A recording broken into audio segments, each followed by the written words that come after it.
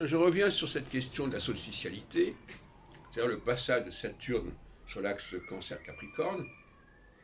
Entre parenthèses, j'insiste bien sur ce point, que c'est un axe avec deux pôles, et par conséquent, ça fonctionne aussi bien pour l'hémisphère nord que pour l'hémisphère sud.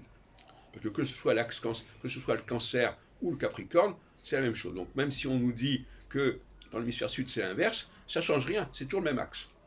Bien le dire. Donc ça, c'est un argument qui saute. Donc, revenons sur la question solsticiale à propos de l'Afghanistan et de l'Algérie, à 60 ans de distance. Et 60 ans à distance, ça veut dire 2 cycles de Saturne, ça veut dire 8 cycles de 7 ans. Et en 2021, on sait qu'il y a eu un retrait de l'Amérique par rapport à l'Afghanistan, avec les effets d'ailleurs assez fâcheux que l'on connaît. Et on a abandonné certaines populations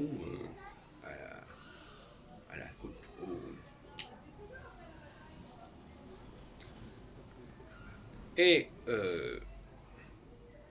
pour l'Algérie, c'était pareil. En 61-62, donc c'est l'indépendance de l'Algérie, et voilà, il y a un départ, un retrait aussi qui se décide, notamment avec l'arrivée de De Gaulle, quand même, qu'on le veuille ou non, et tous les phénomènes de l'OAS qui auront lieu. Mais donc c'est la même chose, voyez-vous. Le retrait provoque des drames.